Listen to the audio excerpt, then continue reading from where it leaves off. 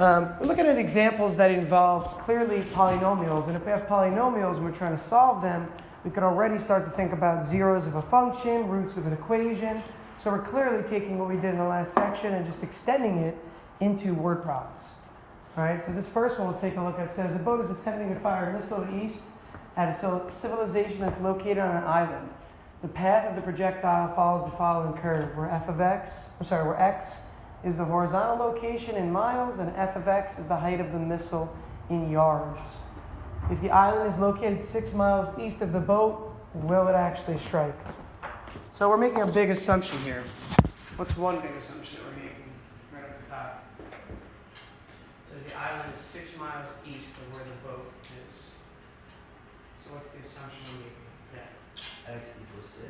Good. We want to get something where x is 6 or where there's a gap of 6 somewhere in the figure. If we think about this as a figure, we're going to look at the graph of it to see this also with the figure. What's the other assumption? Hypothetically, think about like a war. If somebody was dropping a missile and trying to land on a target. You have to know the exact coordinates. Okay, we need the exact. You usually want the exact coordinates of the. You're assuming the boat's not moving. Okay, good. The boat's not moving because that would add to the velocity of the missile, which would change it. Very true. Good. Depends on how you interpret it. I'm thinking of this object, this missile or this bomb, as catastrophic. So if it landed anywhere in the island, it would work in a sense, since it's an island. So we're assuming an island, even though it's actually has an area. We're assuming it's a point in space, right? So we have to think about this as the boat over here at one location and the island over here at the other. So it doesn't have any diameter, even though in reality it would. Okay, but maybe we do need to land right in the center, actually. That's a good point you made, Regina. So we could say it's an exact location that we're looking at. And it's the center of the island is exactly 6 miles from the boat. Now, if I wanted to do this, I could either maybe look at the curve itself to get a picture of it, or just honestly picture what would happen here if you were firing a missile at something. If you wanted to fire a missile, usually in a parabolic path or a projectile motion path, it has some curvature to it. We're not looking at something that's shot horizontally. God bless you. It's shot horizontally. So we're looking at a missile that would go like this. Okay, and that's the idea that we would end up there. So we have the curve itself. I know we haven't really studied quadratics yet, but I know a lot of you have seen or heard of them in your previous classes. So if I look at the equation of this, how come that makes sense? What's the leading characteristic of this equation? And I think Mara asked about it. Didn't you ask about it recently? Yeah. You should be able to answer for sure. Someone else. What's the leading characteristic in this equation that indicates that this is a reasonable shape? It's negative, so that means the parabola is like facing downwards. Good. But what is it? Who's your The sign of the leading coefficient. Leading coefficient. The leading coefficient is negative.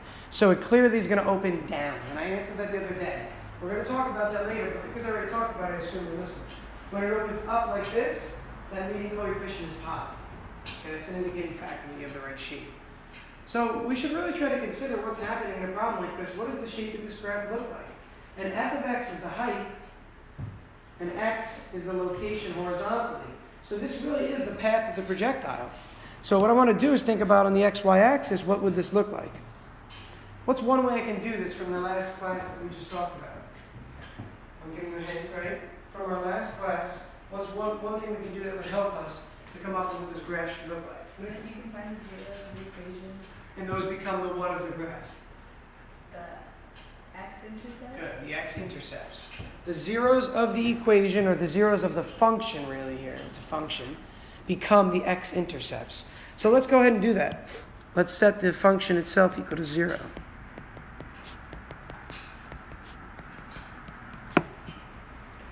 And what's the one thing I always talk about that would really be useful here, would help me out a lot? I don't want to use AC method. Maura, what do you think? GCF. Yeah, GCF, negative 6. Take that out right away. When I do so, what do I have left over behind? Should be quick, right? What do I have left over behind? X squared minus 3x minus 4. Good. Again, whenever in doubt, just think about dividing each term by the GCF. That's what yields this other piece here, this other factor. And then factor it What do we get? Multiplies to -4, adds up to -3. What is it, Regina? -4 and 1.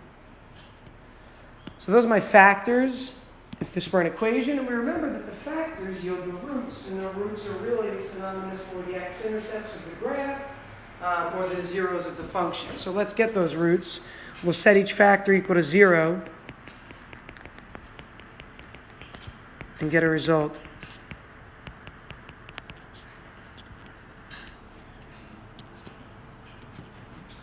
All right, so let's take a look at the graph of this. -1 and 4. -1 and 4. Can we already make a conclusion from that alone? Can that give you the answer? What do you think? Well, since it's a real life problem, you can't have a negative answer, so it has to be 4. Okay. I would agree that 4 makes sense as to where the actual island is on the graph. Good. Would it be 4, 0? It would be 4, 0 as our point, as our coordinate. But I'm asking about the actual problem itself. So we make a conclusion based on that alone. Before we even look at the graph. What do you think? It's kind of slow. No slope needed. It's not a line, remember, it's a parabola. The missile will not strike it because it's 4 and maybe 6. Yeah, it's clearly not 6. And even if I consider this to be where the boat is, if you're visualizing this like I am, I'm thinking of this as the first x-intercept right here at -1. And this says at 4, and the missile's path goes like this. So believe it or not, you can have negative displacement, and you're going to see that more in physics. So you can consider this -1 over here and this 4 over here as the actual path of the missile, and this is what the graph would look like for this graph. So if this is the missile path itself, and we consider this to be ocean level, all right, that's the ocean itself, and this is all under the water down here. And I can consider this to be like the boat right over here, and this to the island. And it is a -1, which is an odd part. And so last year I was considering changing this function to make it start at 0 and end at like 5, right? So that's like, okay, you don't have to worry about the negative part, but I do like the fact that the factoring becomes this. And if I don't do that, I end up getting no C term here. And it's just a GCF, and it's a different factoring problem. So I left it that way for that reason. But even if I interpret it this way, what's the gap between the boat and the island? If that's the interpretation of this problem, what would the gap between the boat and the island just be there? 5 miles. And it's a 6-mile gap between the actual boat and the island, it says. So that means that really the missile is going to miss the island. So this isn't the island. The island's kind of over a mile from there. Okay, so if this is where the missile is landing, we'll put the island right here actually.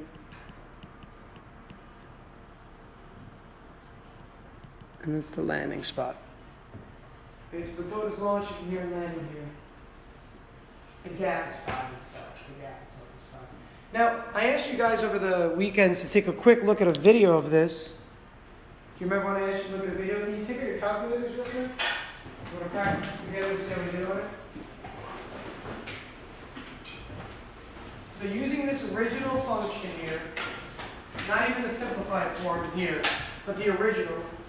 Using the original, let's graph this. Let's graph this in y1. Now let's practice finding the zeros of the function on there. Here's y1.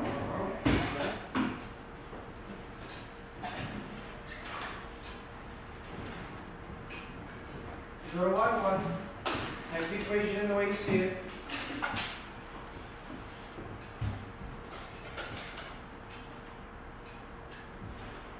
I would normally demo it, but I'm assuming we watched the video that I asked you to, but I can tell you what the steps are. Once you have your graph, feel free to call me over so I can see. I can just stand behind you guys and kind of catch what the graph's going to look like.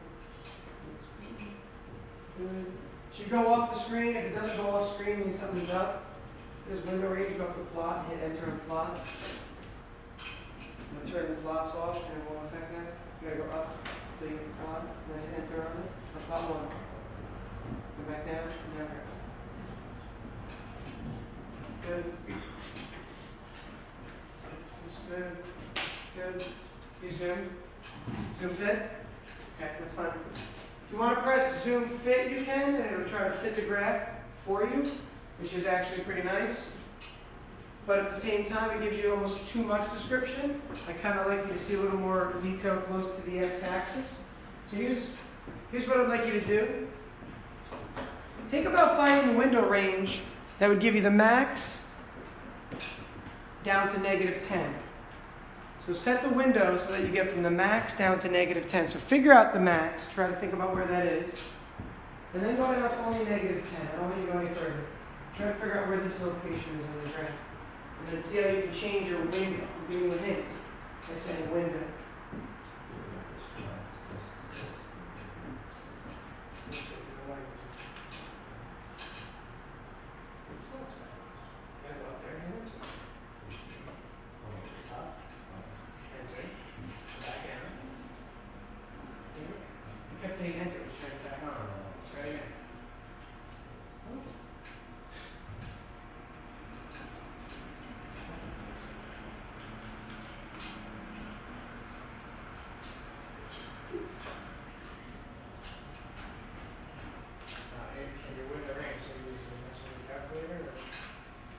The range was set from 3 to 3 on the x-axis, which makes the domain non-existent.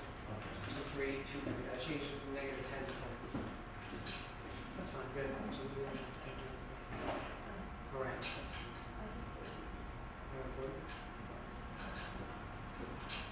So if you're having trouble finding the max, let me give you a little feature that we haven't discussed yet. It's the reason I was trying to see who could find the max. You could press second and then the trace button. And there's a maximum feature on there. It's number 4. If you press second and trace, which brings up the calculate command or the calculate tools, there's a maximum feature on there. And when you hit maximum, it allows you to guess to the left and right of the max, and then it'll find it automatically. So if you're guessing to the left and right of the max, you could just type in numbers. When it says like, did it ask you left bound, right bound? Yeah, when it says left bound, you can just type in any x number that's to the left of where you think the max is. So something like -5 would work fine. So the max is clearly around what? Like 2-ish, maybe 3-ish on your screen, somewhere around there? So if I type in -5 as a left bound, and then I type in like +10 as a right bound, it'll search between -5 and +10 for a turning point in the graph. And it'll find the only turning point that exists. So you're limiting the search domain for the calculator by giving it a left bound and a right bound. You're literally putting up like a location that it can only search within, and then it finds the only turning point, which is the max itself. How did you change again? I did that and I got 10 on a -396. So your search domain is in there. So it says guess right now. So the next stage you got to hit enter one more time. And then it should find if you did it okay. So when it says guess, it's like saying, if you're giving me a big search domain and there are 2 possible mins or maxes because a graph can go up and down, give a guess as to which one. And it'll know which one to pick because it's 2 answers. But if you just make the search domain always limited to 1 turning point, and it will always automatically find it, and you just press enter on guess. And it says guess at the 3rd step there, okay? Just press enter one more time. Now, how do you change your window to see it better? How do you change your window? What do you think you press? Let me know. I know I did, I just can't remember. Okay. What's the command? What's the command? Go to window and then you change the y-axis. Yeah. Go to window, and then you'll see X min, X max. That's your horizontal axis. You see Y min, you see Y max. That's the vertical axis. Okay, the Y min and the Y max. So change your Y max to about, what was it, 40, June? To 40, and leave your Y min at -10. And you should see most of the graph there. Now, again, that was a lot about the max and the window. What's the goal for this? We're trying to find the x-intercepts. So now that I have a good viewing window, now that I can pretty much, I hope you're seeing this pretty much at this point. If you went from -10 to 40, you should see approximately this graph. And your x min to x max should be, for now, -10 to 10 if you left it alone. Okay, if you look at your window, x min, x max has -10 and 10. Again, that would go out to about view for each. How do you find the actual x-intercepts? Second trace. Tell everybody. So second trace, we just bring up the calculate command again, right? Second trace. And then you click 2, which is 0. Good. Choose the number 2, which is the option for the 0 of the function. It's going to again ask you for a left, a right, and a guess, just like you did for the maximum. So if I'm looking at this on my graph, and I can see that it looks like it's around -1, right? For my left bound, I would type in, you don't have to use the arrows. A lot of people, even in the video, the guy used the arrows. And I should just record my own video for this, but I don't have the emulator. You need a computer emulator to do it. Left and right arrows don't actually make sense. Just type a number in. So since this is around -1, just type in something like -5. Hit enter for left bound. And then when it says right bound, just type something to the right of this that doesn't go beyond this point. So any of these numbers work.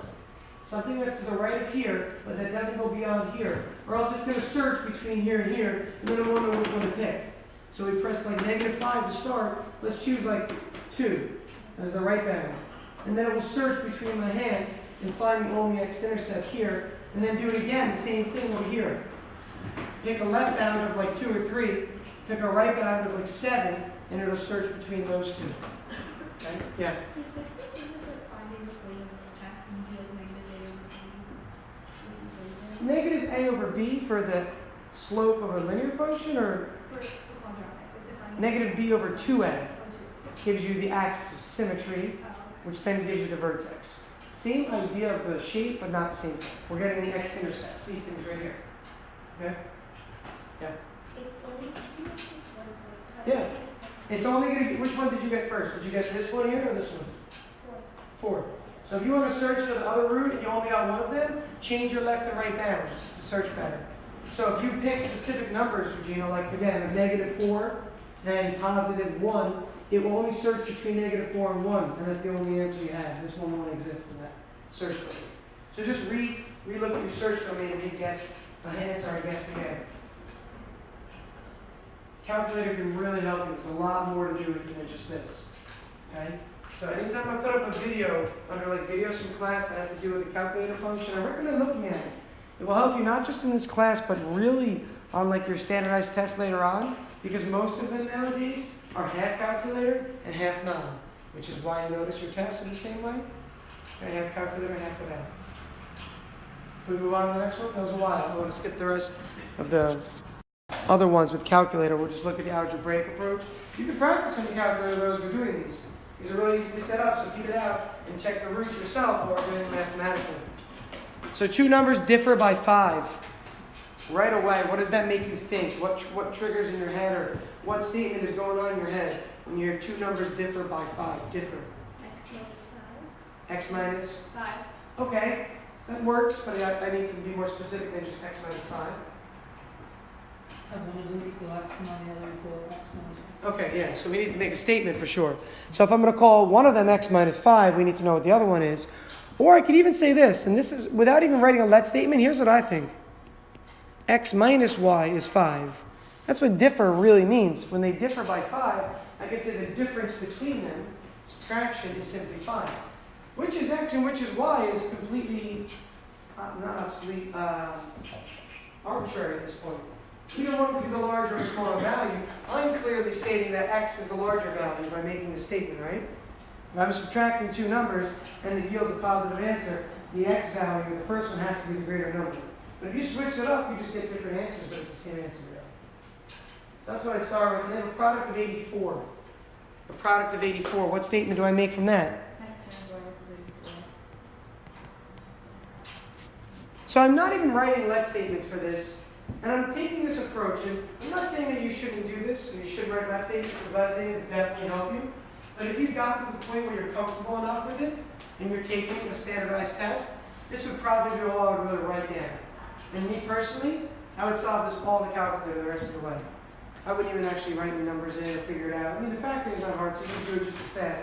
But I happen to be like, when I was in your seats one day, I was really good with the calculator in high school. I didn't use it well. And on SAT, it's not a joke. I probably answered 70% of the questions with my calculator without even writing anything down. You don't really need to on a lot of these. I'm not encouraging you to do it because I want you to understand it too. But on standardized tests, definitely do it. Take the advantage that everybody else has and use your calculator to help you. So here, picture already. What method am I going to use to solve this? It's a system, right? It's a system of equations, but I can't use one of the methods for a specific reason. So there is an actual answer. It's not one or the other. What method do I have to use in this case? Substitution. Why?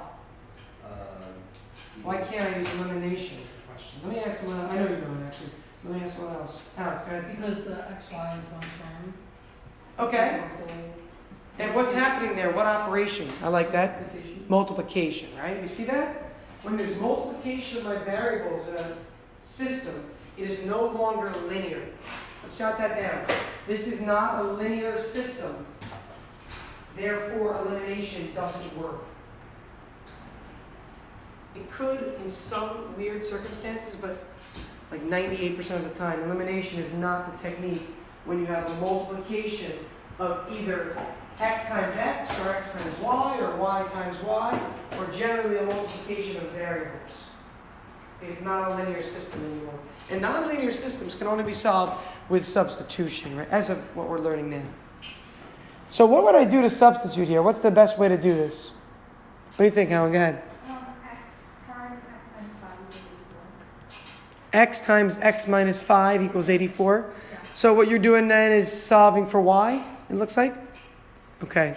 So Helen went up here and she moved y over to the right and moved 5 over to the left and yielded this. And then she said, I'm going to take this quantity and substitute in right there. That works? And if you're doing it a different way by hand, that's fine. Because another thing I would think also is as soon as you add the y over, you have x equals y plus 5, and it's only one step to move it over. So that was the first thing I thought of. But you could absolutely move the 5 back over and get y. Isolating either of the variables is the idea. So pretty much write yourself a note if you weren't sure what to do. In the first equation, in the first one, isolate a variable, not in the second one. Because then you would yield a quotient here. To isolate x or y, you'd have something 84 over y. You have to plug it up here. It becomes a mess. So take the easier route here. Okay, make the problem a little simpler on yourself. And honestly, at this point, you could go right to the calculator and solve. Because you could do the distribution in your head and move the 84 over and type that all in y1 and then just find the x-intercepts, and those are your answers. So if you want to use the calculator at this point, you can. Okay, again, distribute it in your head. You should be doing this in your head, right? And then move the 84 over in your head. You don't need to write this down. Okay, but that's what you should be visualizing. Distribute the x and move the 84 over. That's what you would get. Type that right into y1 and find the x-intercept. You go right through that way, much quicker. We've done enough factoring at this point that I'd rather practice the x-intercepts in the calculator and jump right to it. Obviously, I know you can factor this, but just for the practice, I'm asking you to do it.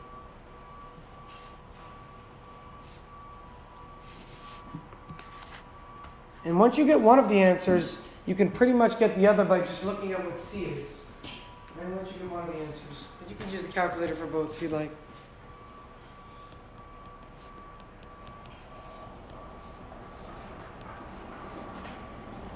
If I did it the other way where I had y, would I just change it to x and then put it into the... Well, the thing is, you're going to get two answers, right? And those are both the x answers for me. So what could I then get as a result of those two x answers? the y. And then you would have the y's and therefore get the... X value. So in the end, would there be any difference?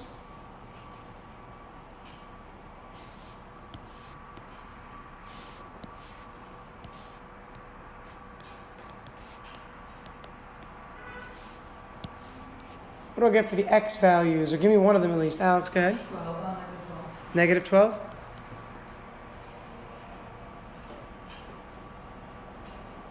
Is that right? Is it negative 12? I got positive. I think it's positive 12, Alex.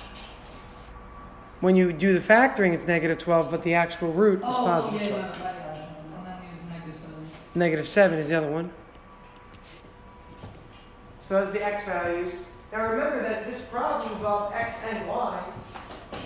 It involved x and y, so we need the y values as a result. And we know that they differ by 5. And we said earlier that x was bigger than y.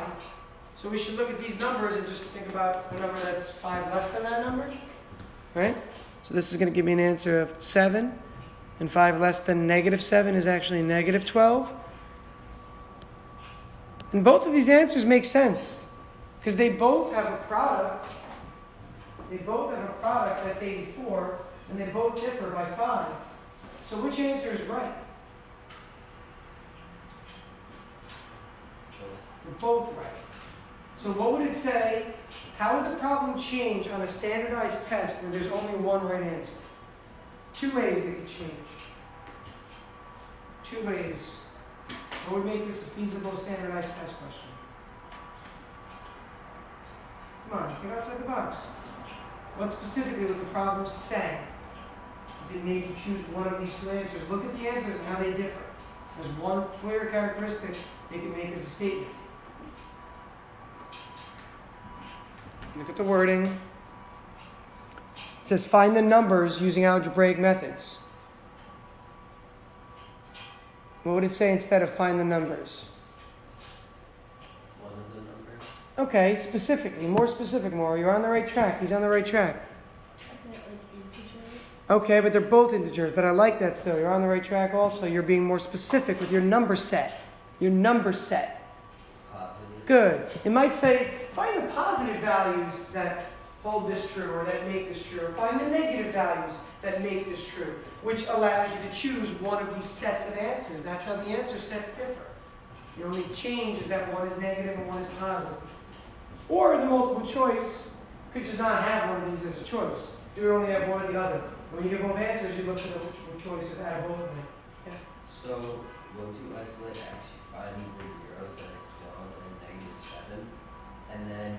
I plug them back in up here. Yeah, okay. And then solve for y. Or since y is solved for, actually, plug them back in up here and it makes it easier.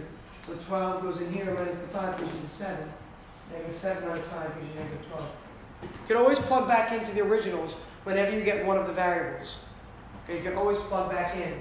So take your answer here, just like linear functions, right? The same thing. You plug back into one of the statements in the beginning to get the other variable. Wait, so you got the y's by plugging in x. Yep, and I can take the answers, which are here, and plug them in here, and get an answer. 12 minus 5 gives me the 7. And then I can take this negative 7 and plug it in here. And the negative 7 minus 5 gives me negative 12. It always makes sense to plug it in for something where the variable you're looking for is already solved for. And since Helen's solved for y, it makes sense to plug it back in over here because y is already solved for, and we're looking for y in this case. Right? But any of the equations would have worked, really, right? You could have plugged it into the product equation, xy equals 84, and got the same answer. Because remember, the idea here is what? Let's go through this. The idea is that there's an intersection of the graph. The graph allows you to have some point where it crosses. So in this case, we're looking specifically, if I think about this, if I can do this the right way, y equals x minus 5 is this line right here. xy equals 84 should look something like this. Okay? I happen to know what that looks like. We're going to learn. You'll know what that looks like by the end of the year. This graph, xy equals 84, if I'm kind of right, I think it looks like this, okay? And what we're noticing is that there's how many intersections here? 2, right? Why? Where's the correlation? Why are there 2 intersections on the graph of this? This is what the graph looks like. Why are there 2 intersections? Come on, people, look at the problem itself. You know this. You've done it with linear function before. With linear function, you've done it. There's 2 answers? Yeah. The 2 coordinates each state one of the intersections, actually. Remember with linear functions, the solution to a system is where the 2 lines intersect, and you had a system without a solution, they never intersected. They were parallel. But the one intersection shows the one solution for a linear system. Now there's 2 solutions because one of the functions actually has 2 pieces. xy equals 84 looks like this. Okay, if you wanted to graph it, just solve for y. Y equals 84 over x, and then you can graph it on your calculator and see what it looks like. You'll probably see just like that. Okay? Let's get to example 3. The length of a rectangle is 1 meter less than twice the width. If the area is 55, find the perimeter. You got it ready? Let me give everybody a second to look.